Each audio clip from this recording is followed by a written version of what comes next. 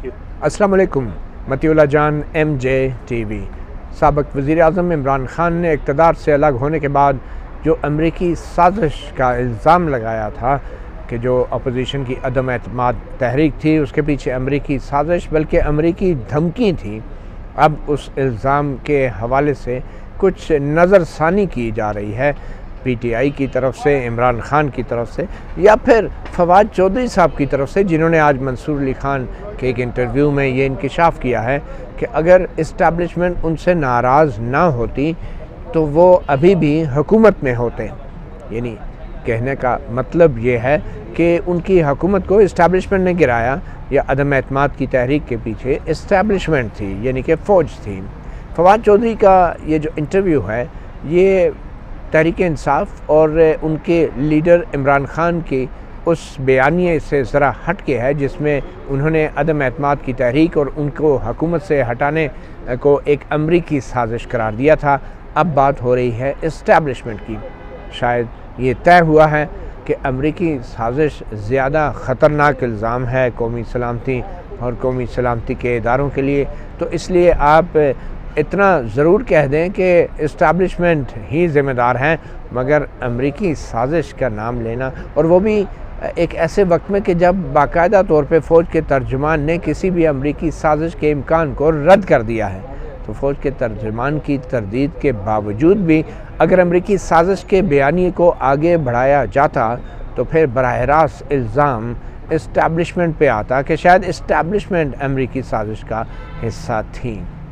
तो यूँ अब बयानिए में जो तब्दीली आई है, बयानिए में जो लचक आई है, अगर हम ये कहें तो बज़ाहिर ये किसी अंडरस्टैंडिंग का हिस्सा है या फिर ये फवाद चौधरी का अपना कोई नया बयानिया है जो इमरान ख़ान के बयानिए को थोड़ा नरम करने की उनकी एक ज़ाती कोशिश है। अब लाहौर में जो जलसा होने जा रहा है उस जलसे से पहले बहुत से थ्रेट अलर्ट भी जारी हुए हैं, यानी साबिक़ वज़ीर आज़म इमरान ख़ान की जान को ख़तरे के हवाले से जो सिक्योरिटी के इदारे हैं, जो लाहौर की इंतज़ामिया है, उन्होंने कहा है कि इमरान ख़ान ज़ाती तौर पर जलसे में ज़ाहिर ना हों बल्कि वीडियो लिंक के ज़रिए वर्चुअली वो आवाम से खिताब करें।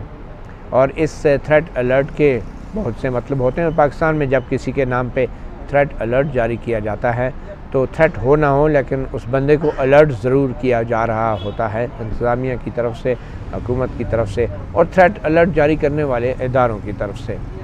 बहरहाल अब फवाद चौधरी के इंटरव्यू का हम जो भी मतलब लें, एक चीज़ वाज़ेह हो रही है कि फवाद चौधरी साहब ने कहा है कि वो आखिर दम तक कोशिश करते रहे इस्टेब्लिशमेंट के साथ ताल्लुकात को बहाल करने की, मगर उसमें उनको नाकामी हुई।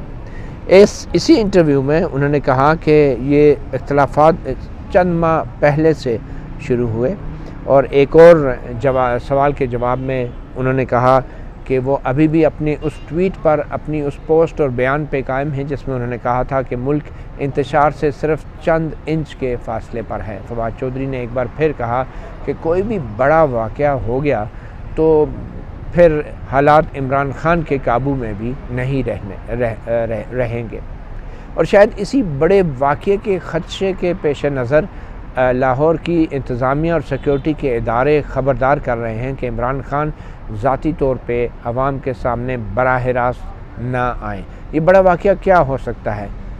ज़ाहिरी बात है किसी पाकिस्तान दुश्मन मुल्क की जासूस एजेंसी का कोई मंसूबा, कोई साजिश के खुदा न खास्ता इमरान ख़ान को कोई नुकसान पहुँचे और मुल्क इंतशार का शिकार हो। या फिर बड़ा वाक़या ये भी हो सकता है जैसा कि सियासत में होता है और बैनुल-अक़वामी सियासत में भी होता है कि कोई बड़ा वाक़या ऐसा ख़ुद ही करवा दिया जाए कि जिसमें ख़ुद को तो कुछ नुकसान ना पहुँचे मगर मुल्क में एक हिजान की सी कैफियत बर्पा हो जाए। तो ख़ुद पे हमला करवाने वाली कहानियाँ और थ्योरियाँ पाकिस्तान की सियासत के लिए कुछ अजनबी कहानियाँ और थ्योरियाँ नहीं हैं। शायद इसीलिए एजेंसी और जो कौमी सलामती के इदारे हैं वो इमरान ख़ान को ख़बरदार कर रहे हैं कि आप ख़ुद ज़ाहिर ना ही हों तो अच्छा है। बहरहाल फवाद चौधरी के इंटरव्यू में एक और ख़ास बात ये भी सामने आई, उन्होंने इंकशाफ किया کہ رانا ثناءاللہ جو کہ مسلم لیگ نون کے اب وزیر داخلہ ہیں، ان سے فواد چودھری نے کہا کہ ان سے یہ کہا گیا تھا کہ آرمی چیف کی تعیناتی کا بھی کوئی اصول طے کر لیا جائے کہ جس طرح عدلیہ میں یا سپریم کورٹ یا ہائی کورٹوں میں جو سینئر ترین جج ہوتا ہے وہ چیف جسٹس تعینات کر دیا جاتا ہے، تو اسی طرح فوج کے ادارے میں بھی جو سینئر ترین شخص ہے یا جو جنرل ہے اس کو آرمی چیف تعینات کر دیا جائے۔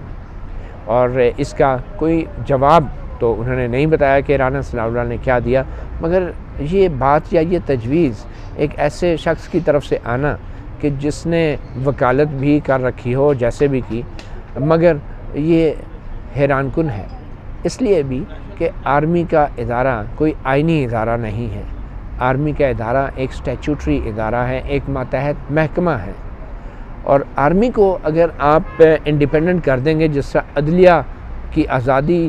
پوری دنیا میں آئینی تقاضا ہوتا ہے، کیونکہ عدلیہ جو ہے آئین کے 3 ستونوں میں سے ایک ستون ہوتی ہے، مقننہ جو قانون اور آئین بناتی ہے، عدلیہ جو انصاف کرتی ہے، اور انتظامیہ جو گورنمنٹ جس کو کہتے ہیں، یہ 3 ستون پوری دنیا میں آئینی ستون اور آئینی ادارے مانے جاتے ہیں۔ تو عدلیہ کی آزادی پوری دنیا کے جتنے بھی آئین ہیں ان میں لکھا ہوتا ہے کہ عدلیہ کو آزاد رکھا جائے گا، لیکن دنیا کے کسی آئین میں یہ نہیں لکھا ہوتا کہ فوج کو آزاد رکھا جائے گا۔ فوج ماتحت ہوتی ہے، اور اس لیے ہمارے ایک آئین کے اندر واضح طور پہ لکھا ہے کہ جو افواج پاکستان ہیں وہ وفاقی حکومت کے کمانڈ اینڈ کنٹرول میں ہوں گی، جبکہ عدلیہ کے لیے کمانڈ اینڈ کنٹرول کا لفظ استعمال نہیں کیا گیا کہ ہمارے ججز یا ہماری عدلیہ جو ہے وفاقی حکومت کے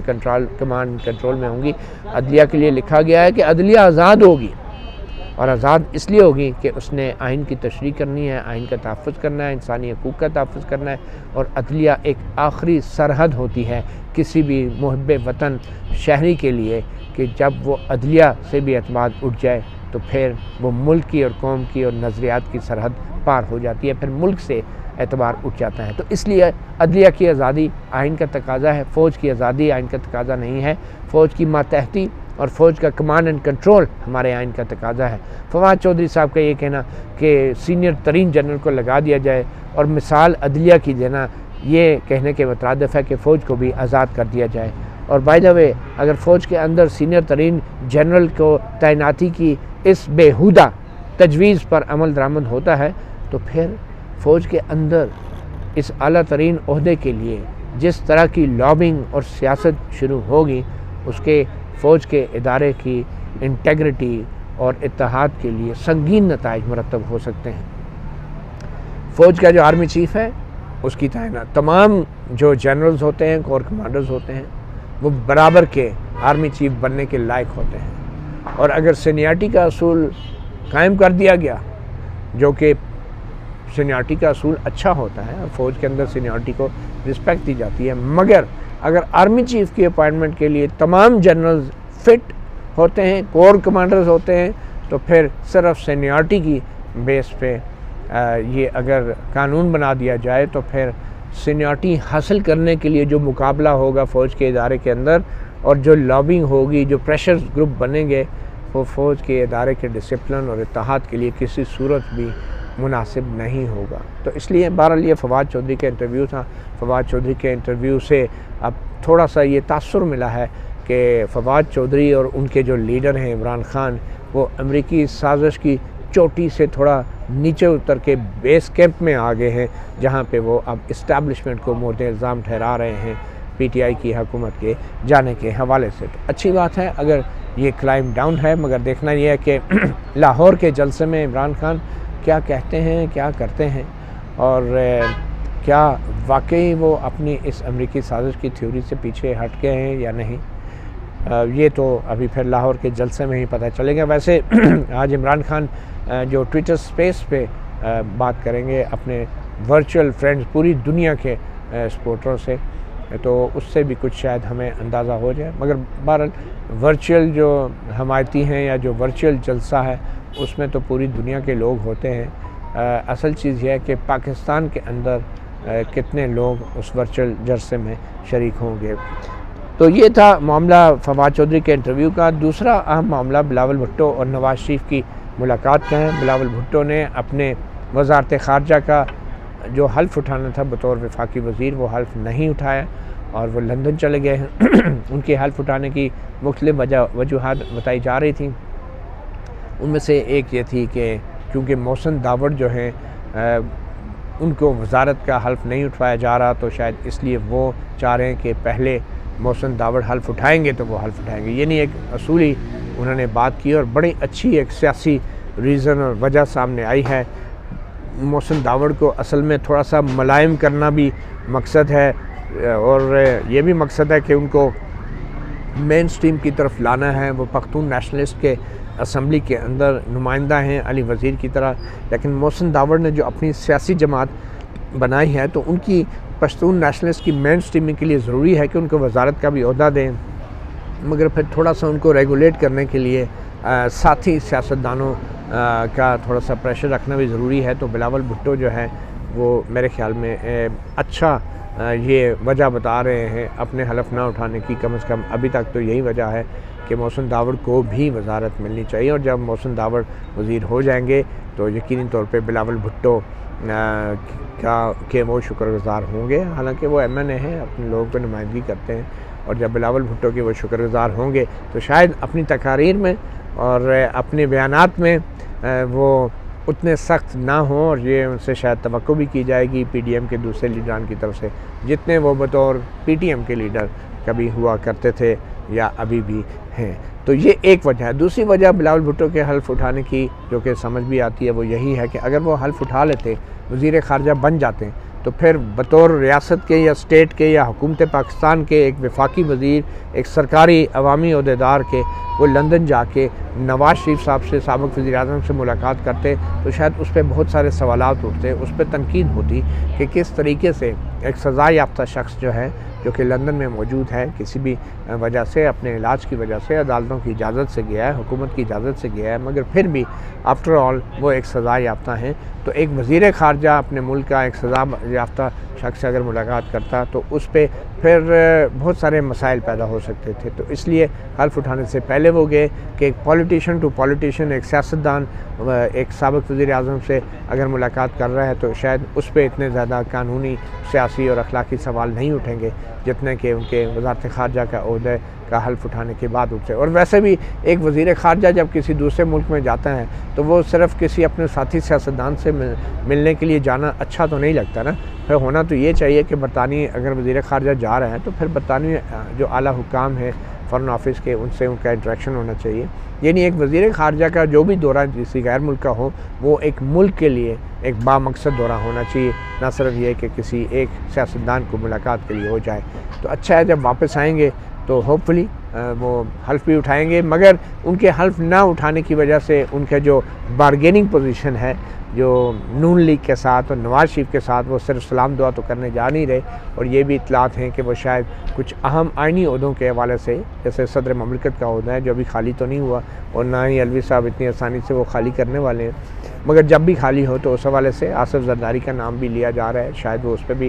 بات کریں۔ اور پھر اس کے بعد جو گورنر کا عہدہ ہے پنجاب کا، سب سے بڑا صوبہ ہے، وزیر اعلیٰ جو ہے وہ نون لیگ کا ہے، تو پیپل پارٹی چاہے گی کہ گورنر کا عہدہ انہیں مل جائے تاکہ پنجاب کے اندر تھوڑا سا ان کو بھی فٹ ہولڈ مل جائے۔ پھر جو دوسرے سینٹ چیئرمین کا عہدہ ہے تو آئینی عہدوں کے حوالے سے وہ ضرور بات کرنا چاہیں گے۔ تو مختلف وجوہات بتانے کے باوجود بلاول بھٹو بغیر حلف اٹھائے جو نواز شریف سے ملاقات کریں گے، تو یہ ان کی پہلی ایسے باقاعدہ ملاقات ہوگی نواز شریف صاحب کو سزا ہونے کے بعد، اور یہ توقع کی جا رہی ہے کہ یہ ملاقات بہت اچھی ہوگی، اور اس ملاقات کے بعد بہت سارے جو پی ڈی ایم کے درمیان جو معاملات ہیں وہ بھی حل ہوں گے، اور شاید محسن داوڑ کا اگر واقعی کوئی ایشو ہے تو وہ بھی نواز شریف سے اس کے اوپر بھی بات ہوگی۔ تو بلاول بھٹو کی جو ملاقات لندن میں جو بھی ہونی ہے وہ بڑی اہم ہے، اور اس کے بعد واپسی پہ اس بات کی توقع ہے کہ وہ اپنا حلف بھی اٹھائیں گے۔ اس کے بعد جو ایک تیسری اہم بات ہے وہ حکومت پاکستان نے یہ فیصلہ کیا ہے، جو نون لیگ کی اور پی ڈی ایم کی اب حکومت ہے، کہ جو اوورسیز پاکستانی ہیں ان کو ووٹ کا حق جو دینے کی پچھلی حکومت بات کر رہی تھی، وہ ان کو اس طرح عام انتخابات میں ووٹ کا حق یا الیکشن لڑنے کا حق نہیں دینا چاہیے، اور وہ اس حوالے سے ایسی ترامیم لائیں گے کہ اوورسیز پاکستانیوں کو تمام حلقوں میں ووٹ کا حق دینے کی بجائے یا الیکشن لڑنے کا اجازت دینے کی بجائے ان کے لیے مخصوص نشستیں کر دی جائیں۔ کافی حد تک یہ بات منطقی بھی لگتی ہے، یوں تو ہر پاکستانی کا حق ہے کہ وہ پوری دنیا میں جہاں بھی ہو اس کا ووٹ ہونا چاہیے، اور اس حوالے سے الیکٹرانک ووٹنگ مشین یا انٹرنیٹ ووٹنگ یا آئی ووٹنگ کا کانسیپٹ بھی پچھلی حکومت متعارف کرانے کی کوشش کر رہی تھی، مگر ٹیکنالوجی کے یہ جتنے بھی دھندے پچھلی حکومت متعارف کراتی رہی ہے اس کا ساخت تو اسی وقت تباہ ہو گئی تھی جب 2018 کے انتخابات میں RTS کا ایک نظام بیٹھ گیا تھا جو رزلٹ ٹرانسمیشن سسٹم تھا، اور اس کی آج تک انکوائری رپورٹ سامنے نہیں آئی۔ تو معاملہ اعتماد کا بھی تھا اور ٹیکنالوجی کا بھی تھا، تو اس لیے یہ درست فیصلہ ہے کہ فوری طور پہ EVM کے اوپر انتخابات بھی نہیں ہو سکتے، اور اسی طرح اوورسیز پاکستانیز کو ووٹ جو نہ دینے کا معاملہ ہے اس کی جگہ متبادل حل یہ ہے کہ ان کی مخصوص نشستیں ہوں جن کو صرف اوورسیز پاکستانیز الیکٹ کریں، وہ اسمبلی میں لائی جائیں۔ یہ بھی ایک اچھا اقدام ہے۔ ویسے بھی اگر کانسیپٹ کے لحاظ سے دیکھیں، منطق کے لحاظ سے دیکھیں، تو ابھی جبکہ پاکستانیوں کو اوورسیز پاکستانیوں کو الیکشن لڑنے کی اجازت نہیں ہے، ووٹ ڈالنے کی اجازت نہیں ہے جب تک وہ واپس آ کے نہیں ڈالتے، تو ابھی امریکی سازشوں کا الزام لگ رہا ہے۔ تو تھوڑی دیر کے لیے سوچیں کہ کل اگر قومی، صوبائی یا ایون یونین کونسل لیول پہ اوورسیز پاکستانیوں کو ووٹ ڈالنے کا حق ملتا ہے اور ای ووٹنگ کے ذریعے، تو پھر تو یونین کونسل لیول تک بھی کسی یونین کونسل میں جرمنی کی سازش ہو جائے گی حکومت بنانے میں، کسی صوبائی حلقے میں امریکہ کی سازش ہو جائے گی، کیونکہ ظاہری بات ہے اوورسیز پاکستانی بہت وسائل والے لوگ ہیں، اگر ان کی بھی ووٹیں کاؤنٹ ہونا شروع ہوگی، 80-90 لاکھ ووٹ اگر ہے اوورسیز پاکستانیوں کا، تو ہر حلقے میں ان کا ووٹ جو ہے، اور پھر وسائل والے لوگ ہیں، اور پھر ان کے اپنے اگر امیدوار ہوئے جن کو انہوں نے اسپانسر کیا، تو پھر تو ہر یونین کونسل میں کہا جائے گا کہ ساری یونین کونسل جو ہے وہ امریکہ نے سازش کر لیتی ہیں، تو کسی چیچوں کی ملیہ میں الزام لگے گا کہ ہمارے ہاں تو جی جرمنی نے سازش کر دی ہے، تو ساری یونین کونسلوں میں اور صوبائی اسمبلی کے مختلف حلقوں میں پھر ہر حلقہ جو کہے گا کہ ہمارے خلاف جو سازش ہوئی ہے وہ سوئٹزرلینڈ کی لوگوں نے کیا، کیونکہ وہاں پہ سوئٹزرلینڈ سے لوگ آئے ہوئے تھے اور پیسہ سارا ان کا لگ رہا تھا، پیسہ بھی آئے گا، الیکشن میں بھی لگے گا، وسائل والے لوگ بھی ہوں گے، سوشل میڈیا پہ ان کا کنٹرول بھی ہوگا، تو پھر یہ سازشی تھیوری جو ہے نا یہ ہر حلقے اور یونین کونسل کے لیول پہ چلی جائے گی اگر اوورسیز کو اس طرح براہ راست ووٹ ڈالنے کا ای ووٹنگ کے ذریعے اگر حق ملتا ہے۔ تو بہتر یہ ہے کہ ابھی نظام کو سمجھیں، اور خاص طور پہ اگر اوورسیز یہاں رہتے نہیں ہیں تو پھر تو اپنے وسائل کی طاقت کے اوپر اور اپنے دوسرے زور کے اوپر اگر وہ الیکٹ ہوتے ہیں، تو پھر اس کا مطلب ہے کہ جو تبدیلی یونین کونسل، صوبائی اسمبلی یا قومی اسمبلی میں آئے گی وہ یہاں کے لوگ نہیں لا رہے ہوں گے، بلکہ اپنے وسائل کے بل بوتے پہ باہر رہنے والے لوگ لا رہے ہوں گے، اور پھر احتساب وہ کیسے کریں گے باہر بیٹھے ہوئے، یا اپنا سارا سرمایہ ان کا باہر ہے، فیملیز باہر ہیں اور ووٹ ڈالنے ادھر آ کے، تو پھر وہ احتساب کیسے کریں گے اپنے نمائندوں کا جنہوں نے روزانہ کی بنیاد پہ پاکستان میں رہنا ہے، اور پھر کیسے وہ احتساب کریں گے ان کا، کیونکہ صرف ووٹ ڈالنا اور یا الیکشن لڑنا کافی نہیں ہے، یہاں پہ رہ کے تکالیف کو محسوس کر کے برداشت کر کے اپنے نمائندوں کا انتخاب کرنا بھی ضروری ہے۔ تو یوں میری رائے میں اوورسیز پاکستانیوں کو براہ راست ووٹ ڈالنے کا جو حق ہے وہ صرف اسی حد تک ای ووٹنگ کرا لیں کہ جس حد تک وہ اپنے چند نمائندے اسمبلی کے اندر الگ سے چن سکیں۔ پھر آج جو ایک اور اہم ملاقات ہوئی ہے صدر عارف علوی اور وزیر اعظم شہباز شریف، ماشاءاللہ سے یہ ملاقات بہت ضروری تھی، دونوں آئینی عہدیدار ہیں۔ صدر عارف علوی کو پارلیمنٹ کے اندر 2/3 اکثریت کے بغیر کوئی نہیں ہٹا سکتا، وہ پی ٹی آئی کی ایک جس کو کہتے ہیں ایک آخری کانٹا ہیں جو اس حکومت کے دل میں کھٹک رہے ہیں، اور عارف علوی صاحب نے پہلے شہباز شریف صاحب کا حلف لینے سے انکار کیا، پھر شہباز شریف صاحب کی کابینہ کے وزراء کا حلف لینے سے انکار کیا، پھر گورنر کو پنجاب کے ہٹانے کی سمری پہ انہوں نے انکار کیا اور واپس بھیج دی۔ تو یہ جو معاملات چل رہے تھے، تو ان معاملات کو اب ذرائع یہ کہہ رہے ہیں حل کرانے میں ایک بار پھر نیوٹرل قوتوں کا جو ہے وہ ایک دفعہ پھر نیوٹرل قوتوں کا کردار جو ہے ذرائع کے مطابق سامنے آیا ہے، اور خاص طور پہ جب سے وزیر اعظم شہباز شریف اور army chief general Qamar Javed Bajwa کی ملاقات ہوئی ہے اس کے بعد سے یہ کہا جا رہا ہے کہ صدر عارف علوی اور وزیر اعظم شہباز شریف کی اس ملاقات میں کچھ بنیادی معاملات طے ہوئے ہیں، حالانکہ کہا جا رہا ہے صرف 15-16 منٹ کی میٹنگ تھی، ہمیں نہیں پتہ اس میٹنگ میں کیا ہوا، اور یہ بڑی ہی عجیب بات ہے اور بڑی ہی ایک انہونی سی بات لگتی ہے کہ صدر اور وزیر اعظم ملک کا مل رہا ہو ایوان صدر کے اندر اور ان کی تصویر بھی جاری نہ کی جائے، معلوم نہیں ان کے چہروں کے تاثرات شاید کوئی اتنے اچھے نہیں تھے ڈاکٹر عارف علوی صاحب کے یا شہباز شریف صاحب کے، کہ جن تاثرات کے ساتھ وہ کوئی تصویر جاری کر دی جاتی۔ اب یہ تو ہم توقع نہیں کر رہے کہ پوری ویڈیو ان کی گفتگو کی جاری کر دی جائے یا لیک کر دی جائے، مگر کم از کم صدر اور وزیر اعظم کی جو ہے وہ تصویر ضرور جاری ہونی چاہیے تھی، تاکہ پاکستانیوں کو پتہ چلتا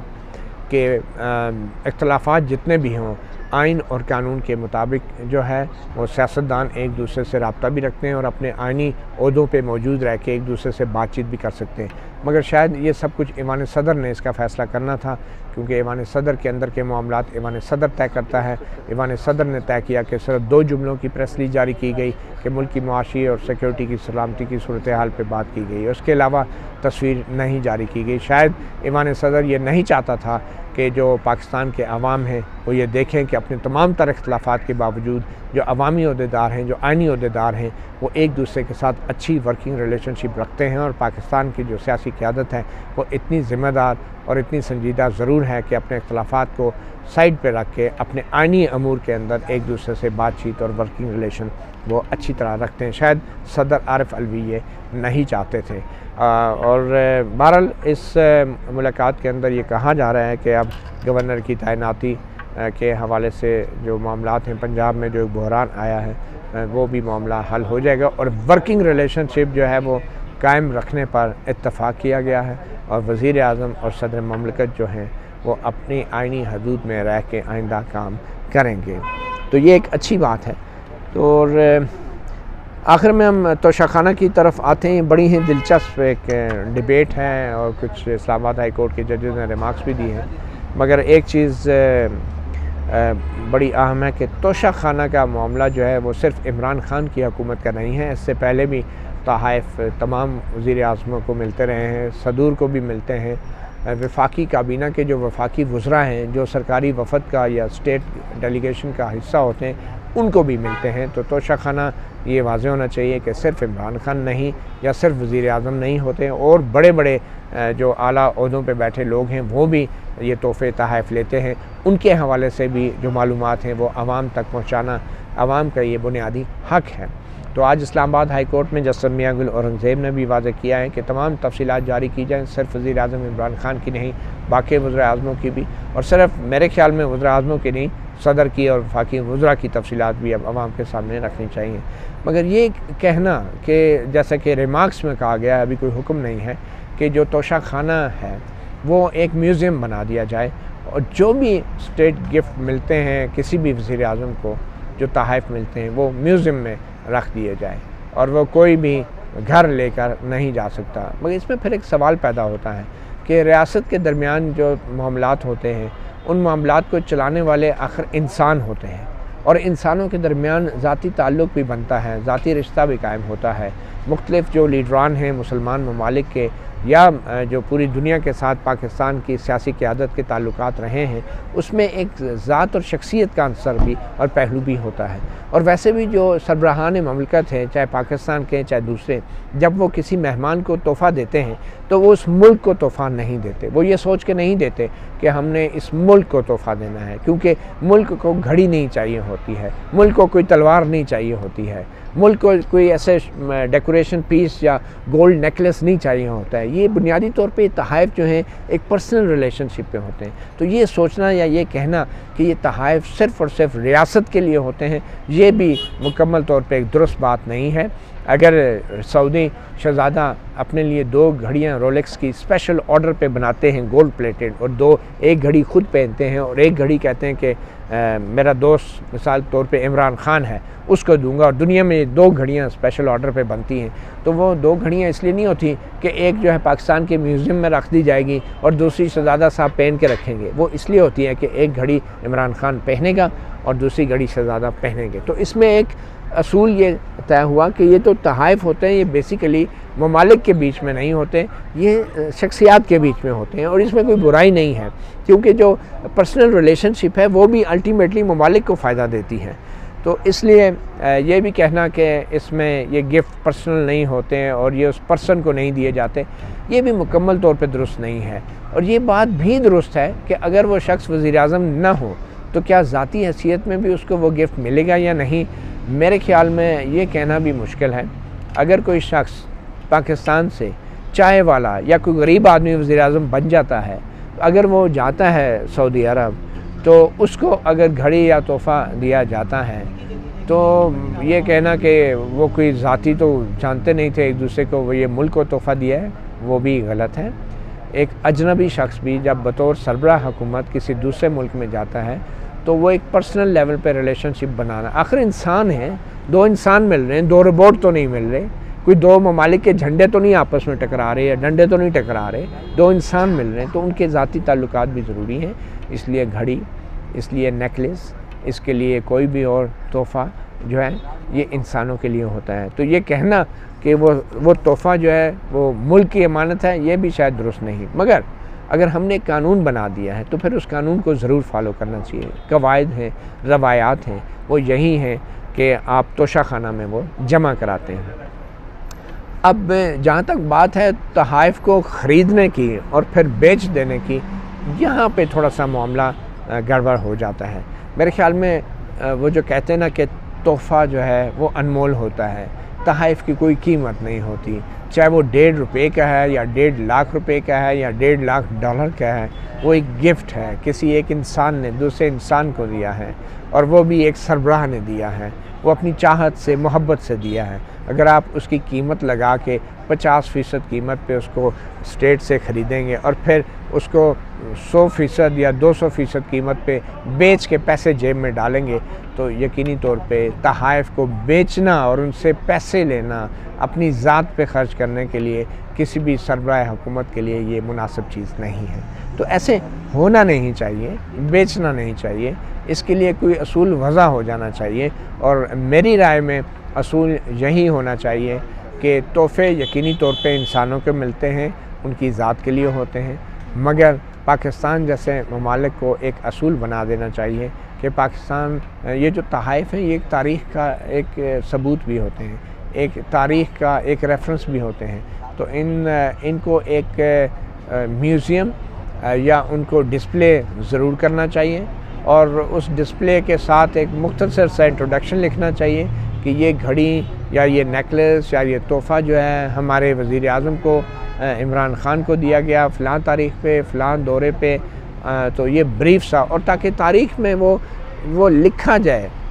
آنے والے تمام وزرائے اعظم، تمام جنریشن جو طالب علم ہیں، جو نوجوان ہیں، جب وہ کبھی وزیر اعظم ہاؤس کے یا صدر ہاؤس کے دورے پہ جائیں تو وہ اس تاریخ کو دیکھیں، اس کو پڑھیں، اور اپنے ماضی کو اور ماضی کی قیادت کو جانیں، اور دوسرے ممالک نے کیا کیا تحائف کن کن موقعوں پر دیے اس کے بارے میں جانکاری کر سکیں۔ تو یہ ایک اچھی تجویز ہوگی اگر اس طرح کا کوئی تاریخی میوزیم بن جاتا ہے، مگر یہ کہنا کہ اس کو تحفہ صرف اور صرف اس وجہ سے ملتا ہے کہ وہ وزیر اعظم یا صدر ہوتا ہے، میں نہیں سمجھتا کہ وہ اس عہدے کی وجہ سے ملتا ہے۔ میرے خیال میں بہت سے ممالک تحائف نہیں بھی دیتے،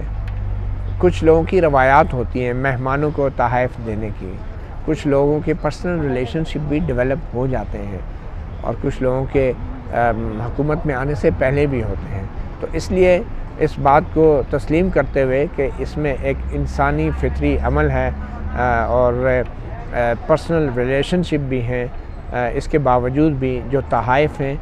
وہ جو بڑے لیڈر ہیں، کیونکہ ہمارے خود وزیر اعظم عمران خان تو کہتے ہیں مجھے تو کسی چیز کی ضرورت نہیں تھی، میں تو ساری عمر کمایا ہے، مغرب میں رہا ہوں، اور مجھے تو پیسوں کی ضرورت نہیں تھی، مجھے تو کسی پیسے کی لالچ نہیں تھی۔ مگر یہ تمام باتیں نفی ہو جاتی ہیں جب آپ تحفے تحائف کو بیچ دیتے ہیں اور پروفٹ کماتے ہیں، 2-3 کروڑ روپے میں ریاست سے خرید کے، اور پھر 14 کروڑ میں اگر آپ بیچتے ہیں، تو یہ تحائف کی بھی تضحیک ہے، تحفہ دینے والے کی بھی تضحیک ہے، توہین ہے، اور پھر یہ اپنی بھی تضحیک اور توہین ہے، کیونکہ ایک طرف آپ کہتے ہیں آپ کو کسی چیز کی ضرورت نہیں، اور دوسری طرف آپ اتنے اعلیٰ سطح کے ریاستی سطح کے لیے گئے تحائف کو یوں سرے بازار اس کی بولی لگا دیتے ہیں۔ تو اس کا بہترین حل تو یہی ہے کہ ایک میوزیم ہو، ایک تاریخ ہو، اور جو عدالتی ریمارکس ہیں وہ اپنی جگہ، اور مگر میرے خیال میں جو میوزیم ہے وہ ضرور ہونا چاہیے، اور وہاں اس میوزیم میں رسائی ہونی چاہیے۔ تو عوام کی جو معلومات تک رسائی کا بنیادی حق ہے وہ اسی توشہ خانہ والے ایک کیس میں ابھی تک وہ نہیں دیا جا رہا تھا اور یہ دیا جانا چاہیے، عدالتی حکم بجا ہے، مگر اس کی وجوہات کو تھوڑا ہمیں درست کرنا ہوگا نوجوان نسل کو یہ بتانے کے لیے کہ تحائف جو ہیں وہ پرسنل بھی ہوتے ہیں۔ تو اس وقت جو اسپیس ہے چیئرمین عمران خان صاحب وہ بھی لائیو ہیں اور اسپیس میں بہت سی باتیں بھی ہوں گی پوری دنیا سے، آبویسلی جو ہیں وہ لوگ ہیں اور جرنلسٹ بھی ہیں، وہ بھی سوال جواب کریں گے۔ تو اس اسپیس کے حوالے سے تو پھر بعد میں ہم بات کریں گے، مگر اس وقت تک کے لیے اتنا ہی میں کہوں گا کہ وزیر اعظم عمران خان صاحب بظاہر اپنے جو امریکی سازش کی تھیوری تھی، جب سے امریکی کانگریس وومن ایک آئی ہیں، مسلمان کانگریس وومن الہان عمر، ان کی ملاقاتیں ہوئی ہیں وزیر اعظم سے اور عمران خان سے، اور ان کی جو تصاویر سامنے آئی ہیں، تو لگ یہ رہا ہے کہ شاید وہ بھی ڈیموکریٹ پارٹی کی ہیں، صدر جو بائیڈن کی پارٹی کی ہیں۔ تو ان کی ملاقاتوں کے بعد عمران خان صاحب کو یا تو مزید ثبوت کوئی مل گئے ہوں گے امریکی سازش کے، اپوزیشن کی عدم اعتماد کی تحریک کے پیچھے، یا پھر ان کو یہ ثبوت مل گئے ہوں گے کہ اب امریکہ اس سازش کا حصہ نہیں ہے۔ تو معاملہ اب یہ ہے کہ اپنی اسٹیبلشمنٹ ہی کافی ہے حکومتوں کے بدلنے کے لیے، اتنی بڑی امریکہ کے لیول کی سازش کی شاید ضرورت نہیں ہوتی۔ اور جو فواد چودھری نے آج انٹرویو دیا ہے، ان کے اس انٹرویو سے اب یہ واضح ہو گیا ہے کہ جو اسٹیبلشمنٹ نے ایک بیانیہ دیا تھا کہ ہم نیوٹرل ہیں، فواد چودھری صاحب نے کہا ہے کہ اگر ہم اسٹیبلشمنٹ سے بنا کے رکھتے تو ہم بھی حکومت سے باہر نہ ہوتے۔ وقت کرتا ہے پرورش برسوں، حادثہ ایک دم نہیں ہوتا، یہ فواد چودھری نے کہا۔ تو ان کے اس بیانیے سے یہ لگ رہا ہے کہ اسٹیبلشمنٹ جتنا خود کے نیوٹرل ہونے کا دعویٰ کر رہی ہے، شاید وہ اتنی نیوٹرل بھی نہیں ہے۔ اور فواد چودھری کے اس انٹرویو سے یہ بھی لگتا ہے کہ ان کا لیڈر عمران خان، ان کی پارٹی تحریک انصاف اور خود فواد چودھری جو آئین اور قانون کی جو بڑے بڑے دعوے کرتے ہیں اور باتیں کرتے ہیں، معاملہ آئین اور قانون کا نہیں ہے، معاملہ صرف اسٹیبلشمنٹ کی ناراضگی کا ہے۔ تو اس لیے آئین اور قانون اور جمہوریت اور سیاست کے پیروکار عوام جو ہیں کسی غلط فہمی کا شکار نہ رہیں کہ عمران خان صاحب جو ہیں وہ کسی اصول کی خاطر یا کسی آئینی معاملے کی خاطر سٹینڈ لینے کی خاطر ان کو نکالا گیا ہے۔ ان کے پیروکاروں کو اب یہ سمجھ لینا چاہیے کہ عمران خان آج بھی تیار ہیں کہ کسی بھی طریقے سے ان کو واپس اقتدار مل جائے، چاہے ایک بار پھر 2018 کی طرح اسٹیبلشمنٹ ہی ان کی مدد کو کیوں نہ آئے۔ تو فواد چودھری کے انٹرویو نے نیوٹرلٹی کے غبارے سے کافی حد تک ہوا تو نکال دی ہے، مگر پھر اس میں بھی کوئی شک نہیں کہ نیوٹرلٹی کے غبارے سے جو ہوا نکلی ہے تو اس ہوا کا اثر اپوزیشن کے بھی ان غباروں پہ پڑا ہے کہ جن غباروں پہ لکھا تھا ووٹ کو عزت دو، یا پھر عوام کے مینڈیٹ لے کر الیکشن کے ذریعے اقتدار میں آنا ضروری ہے۔ مطیع اللہ جان، MJ TV سے اتنے اجازت دیجیے، اللہ حافظ۔